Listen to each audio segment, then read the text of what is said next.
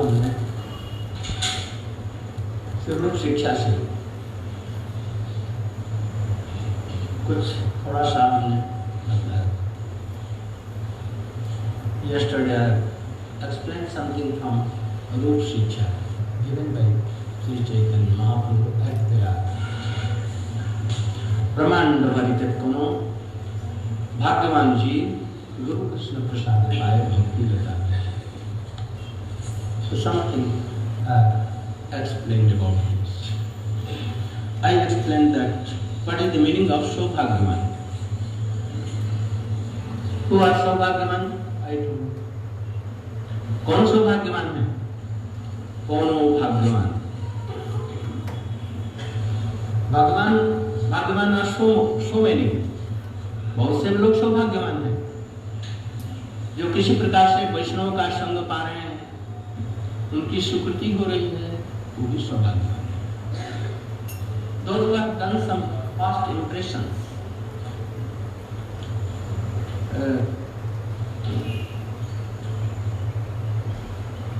संबंधी कृष्ण संबंधी या उनके संबंधी related to Krishna or related to Krishna स्तरीय वस्तु, they are also fortunate, but those who are so much fortunate, who have so much strong impression in their past lives, in their past lives they are also they are fortunate to have so bona fide tatvagya Rashid and Bhava. They are so much fortunate. I told that it may be in this life they have so much strong impression, then sometimes no need of taking Guru in this life.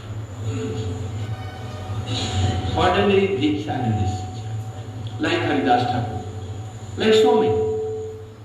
And that is that special sloka has been told. No Diksha, no Purusha. But still, we should try. They are taking Guru. In Dilo Mangal, we see that. In this life he has no Guru, but he has told three Gurus. Three Gurus he has told. One Pradarshak Guru is that Chintamani. And second, Som Guru, Chintamani Guru. Som Guru is also the adjective of Som Guru is Chintamani. Guru Chintamani के समान है, वो सब प्रकार की इच्छाओं को पूर्ण कर सकता है। इसलिए सोम गुरु हुई Chintamani, he is my Guru. And thirdly, Sikhipuchhamoli, शिक्षा गुरु Sikhipuchhamoli. अंतर में चैत्य गुरु and outwardly Mahanta Guru. Mahanta Guru are of two kinds, Diksha and Shiksha. Both are in same category. One is Roop, one is Swaroop. Diksha Guru के जानो कृष्ण र स्वरूप आखिरूप, और शिक्षा गुरु के जानो कृष्ण र स्वरूप. So we see that outwardly he has not accepted any Guru, but he has accepted Guru. So if he has very strong impression and he has received any bona fide Guru in his last, but he is not a Siddha, then he will have to come again. And then he will come in Srimatan Suchinam Giri. जैसे कि भजन की साथ उसमें सिद्धि हो, and he will have so much facilities for him doing bhajan. और ऐसे वो कृष्ण ही स्वयं अरेंजमेंट करेंगे। यदि कुछ कमी आ गई है तो कृष्ण उनके लिए परम उन्नत किसी वैष्णव का को भेज करके संग देंगे और दूध इत्यादि बनाए। If he is not so much qualified, then Krishna will arrange, or himself he may come, like in the case of Gokumar. हो सकता है ऐसा। But these are not Radha Nuga. Any greed, if in past time he has life he has some greed, then all this will. And if he has not greed, no very strong impression, then he will come and he will have sadhu sangha. And then second sadhu sangha. Then anartha nivritti. That is why he has told, Jadi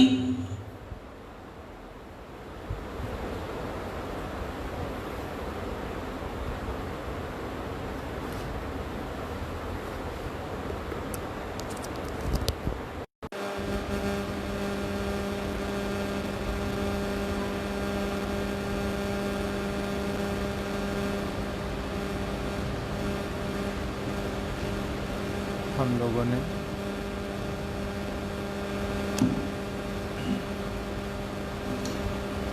लोगों ने कल श्रवण करना प्रारंभ किया था श्रीला गुरुदेव के मुख से श्री रूप शिक्षा की बात को, जिसमें श्री चैतन्य महाप्रभु ने श्री रूप गोस्वामी में अपनी शक्ति का संचार करके उनको शिक्षा प्रदान करनी प्रारंभ की थी।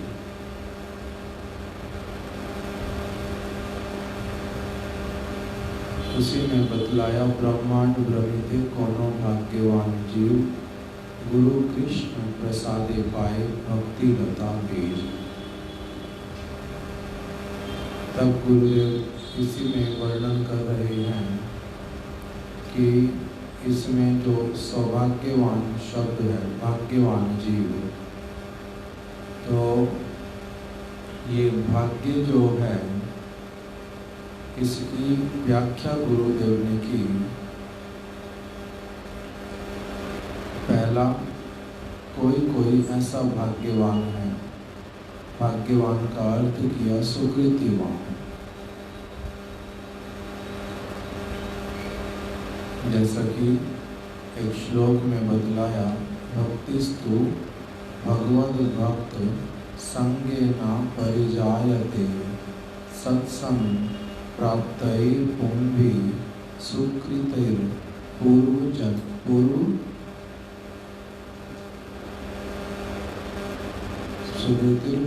संचितैर।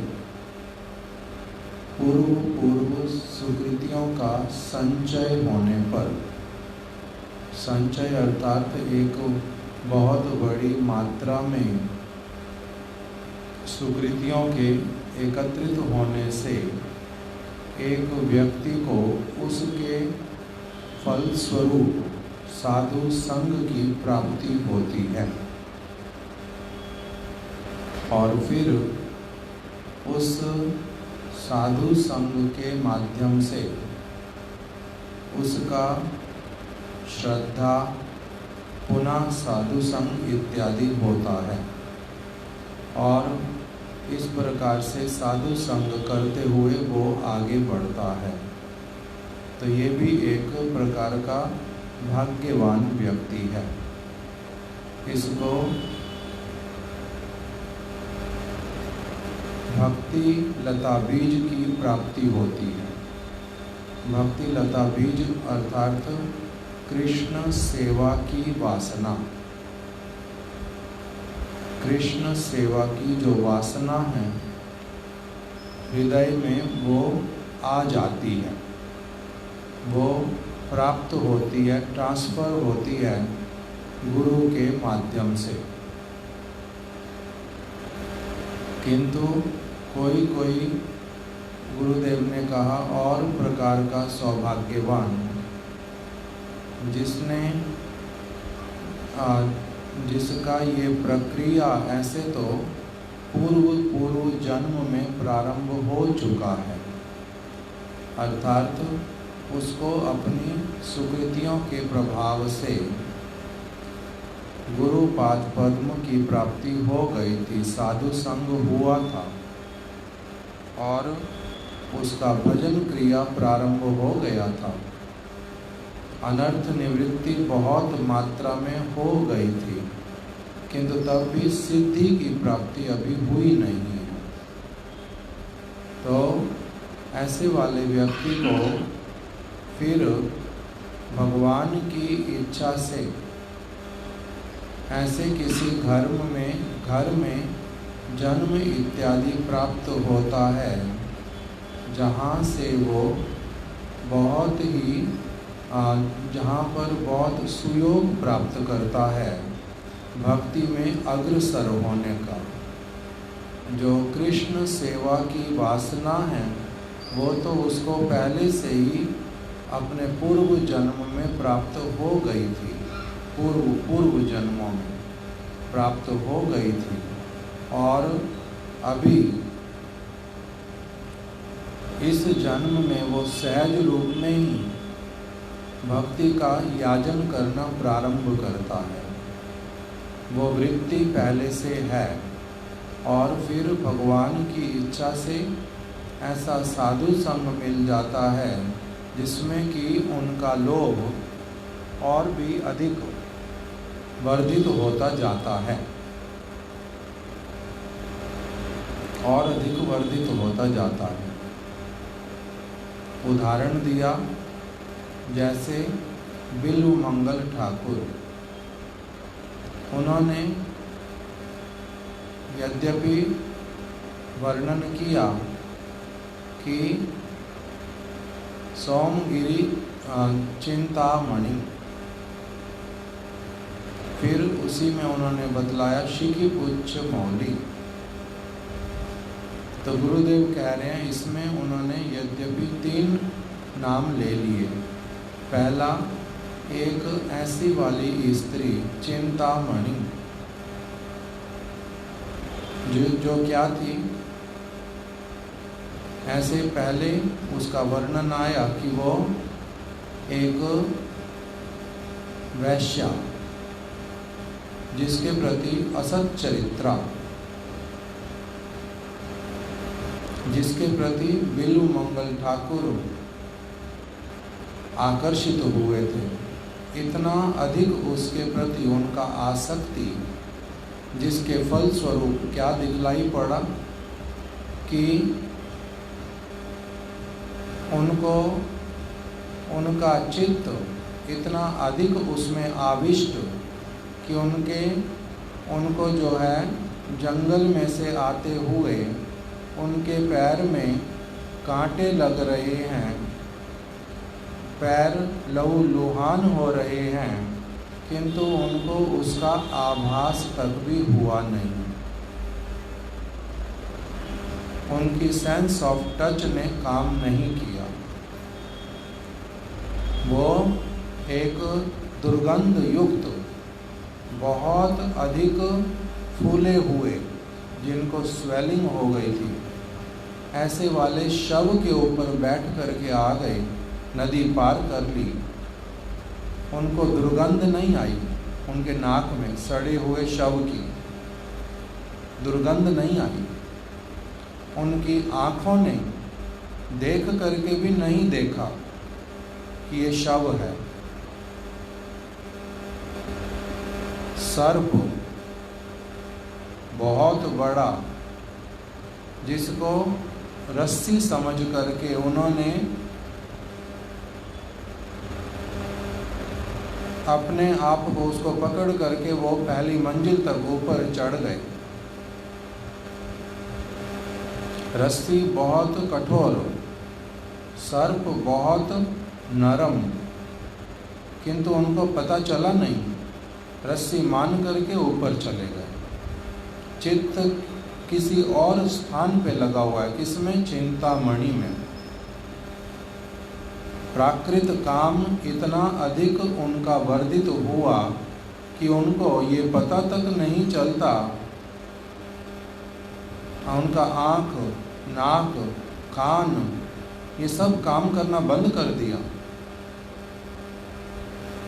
इसीलिए जब वो ऊपर जा कर के गिरे धड़ाम से, बरामदे में वर्षा हो रही है बहुत, चिंतामणि लालटेन लेकर के आई देखने के लिए कि किस चीज का शब्द हुआ है।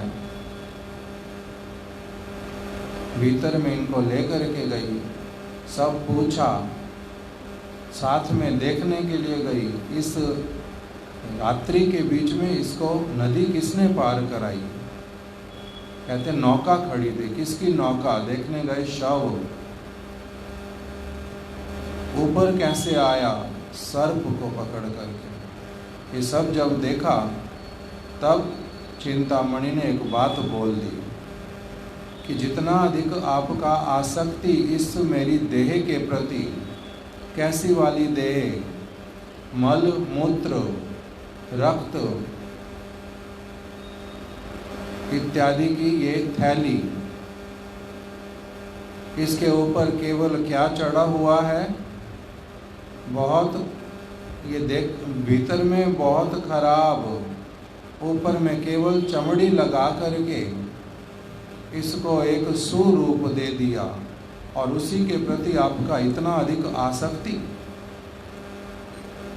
मल मूत्र रक्त इत्यादि का जो थैली, उसके प्रति इतना आसक्ति आपका। यदि इस आसक्ति का बहुत कम भाग भी यदि भगवान की ओर यदि आपका लग जाता, तब आपकी कैसी सुंदर गति होती। उनकी बात सुन करके इनका एकदम से क्या हुआ? पश्चाताप, अपने आप को धिक्कार प्रदान किया और चल दिए भगवान का भजन करने के उद्देश्य से। किंतु किसी की एक बात सुन करके, किसको ऐसा होता है? सबको ऐसी बातें हम लोग हजारों बार सुन लेते हैं, तब भी हमारा इस प्रकार का जो आकर्षण, सब तत्व जानने पर भी, सुनने पर भी नहीं जाता, उनका कैसे चला गया? एक ये झटका लगने से, एक बार बात आने से किस प्रकार से ऐसा उनका हो गया। इसी के लिए कह रहे कि कैसा उनका पूर्व जन्म का संस्कार था। केवल इस जन्म में पहले से ही तो क्रिया प्रारंभ हो गई थी, यहाँ पर आकर के थोड़ा सा क्या हुआ, एक हल्का सा कुछ मिला, साथ ही साथ में उस ओर चल पड़े। तो एक ये चिंतामणि। दूसरा वाला क्या गुरुदेव ने कहा? उन्होंने लिखा सोमगिरी चिंतामणि। चिंतामणि सोमगिरी अर्थात गुरु, और चिंतामणि अर्थात मेरे गुरु चिंतामणि के समान हैं। उनके निकट में मैं यदि प्रार्थना करूंगा किस वस्तु की? पारमार्थिक मंगल की, उनके हृदय की संपत्ति को प्राप्त करने की, उनके प्राण धन की सेवा में कुछ सौभाग्य प्राप्त करने की यदि मैं अभिलाषा करूंगा, तो वो चिंतामणि के समान, चिंतामणि को कहते हैं विश फुलफिलिंग जेम, वो मेरी समस्त अभिलाषाओं को पूर्ण कर सकते हैं। इसलिए सोमगिरी चिंतामणि, गुरु जो है वो कैसे? चिंतामणि के समान। तीसरा फिर उन्होंने क्या कहा? शिखिपुच्छ मौली, अपने मुख के, अपने मस्तक के ऊपर मयूर के पंख को धारण करने वाले जो श्री कृष्ण हैं, वही कौन है? मेरे वही मेरे गुरु हैं, शिक्षा गुरु, चेता गुरु, शिक्षा गुरु। इसी स्थान पर गुरुदेव ने बतलाया कि जो महंत गुरु हैं वो दो प्रकार के, शिक्षा और दीक्षा, शिक्षा और दीक्षा के रूप, शिक्षा गुरु, दीक्षा गुरु। एक को भगवान का स्वरूप कहा तो दूसरे को भगवान का रूप कहा चैतन्य चरितामृत में। इस प्रकार से जो बिल्व मंगल ठाकुर का उदाहरण हमने श्रवण किया, अथवा दूसरा वाला उदाहरण गुरुदेव ने कल दिया था, अभी फिर से आएगा, शिला हरिदास ठाकुर का। इनका देखा जाता है आउटवर्डली, गुरुदेव कह रहे बाहरी रूप में, इस जन्म में इन्होंने किसी को अपने गुरु के रूप में धारण नहीं किया, स्वीकार नहीं किया। क्यों? क्योंकि उनका पूर्व इम्प्रेशन अपने तत्वज्ञ, रसिक, भावुक गुरु का इतना प्रबल है, इतना प्रबल है, वो भूला नहीं, वो वस्तु गई नहीं हृदय से। उसी के साथ में लोभ, राग मार्गीय लोभ, उसी में अग्रसर होते जा रहे हैं। तो इसीलिए उनका स्थिति, उनका सौभाग्य वो बहुत अलग प्रकार का। हम यदि कहें कि उनका सौभाग्य नहीं है, क्यों? क्योंकि उनको गुरु ही मिला नहीं अभी तक, उन्होंने गुरु ही धारण किया नहीं। उनका कृष्ण सेवा का प्रवृत्ति कहाँ से आएगा? तो ऐसी बात नहीं है, उनका अलग प्रकार का सौभाग्य है, वो पहले से बहुत प्रारंभ हो चुका है। किंतु यदि सिद्धि नहीं होती तब फिर क्या होता है? दूसरे जन्मों में फिर से भगवान क्या करते हैं? ऐसे वाला संग प्रदान करवा देते हैं। कभी स्वयं आ जाते हैं संग देने के लिए, गोप कुमार इत्यादि का जो जैसा चरित्र में दिखलाया कि भगवान उनको स्वयं ही अग्रसर करते हैं। तो इसलिए सौभाग्य का अर्थ अलग अलग प्रकार का है, अर्थ एक ही, किंतु शिला हरिदास ठाकुर, शिला बिल्व मंगल ठाकुर, शिला सनातन गोस्वामी इत्यादि जैसे जो वैष्णवगण, इनका बाहरी रूप में कुछ एक्सेप्शनल केस जैसा अलग प्रकार का दिखलाई देने पर भी ये भी परम सौभाग्यवान, ये परम सौभाग्यवान। दूसरे वाले तो सौभाग्यवान हैं कि उनको कृष्ण क्या करते हैं? संग प्रदान करते हैं, प्रारंभ कराते हैं कहीं ना कहीं से। तो इसलिए सौभाग्य का इस प्रकार से गुरुदेव ने विस्तार किया। किंतु बद्ध जीव के लिए जो अभी साधन में प्रवृत्त होएगा, उसके लिए ये जो भक्ति के अंगों में, 64 भक्ति के अंगों में, जिसका शिला रूप गोस्वामी जी ने वर्णन किया भक्ति रसामृत सिंधु इत्यादि ग्रंथ में, उसमें इसके लिए क्या कहा कि ये गुरु पादाश्रय, दीक्षा, शिक्षा, सेवा इत्यादि, ये जो सब कुछ है ये अति आवश्यक, ये भक्ति का अंग है। और ये साधारण जितने भी सभी लोग, उन सब के लिए ये विधान है कि उनको इस मार्ग पर चलना है, ऐसी क्रिया करते हुए आगे बढ़ना है, उस श्रृंखल बनना नहीं है, अनुगत्यमय धर्म अपनाना है। और ये क्या है? साधारण विधि, अर्थात सबके लिए विधि है। जो प्रहलाद महाराज जी का हुआ, या फिर बिल्व मंगल ठाकुर का, या हरिदास ठाकुर का, श्रीवास पंडित के घर में काम करने वाली जो दुखी देवी का, कवि कर्णपुर गोस्वामी का, जिन्होंने महाप्रभु के अंगुष्ठ को अपने मुख में ले लिया था, और महाप्रभु के कहने पर कि बालक कृष्ण कृष्ण कहो, उन्होंने उच्चारण नहीं किया था, इसको ही गुरु मंत्र के रूप में ग्रहण किया था। तो ये सारे एक्सेप्शनल केसेस हैं, ये किंतु सबके लिए नहीं है, ये साधारण विधि नहीं है, ये नॉर्म्स नहीं है, नॉर्मल बात नहीं है सबके लिए।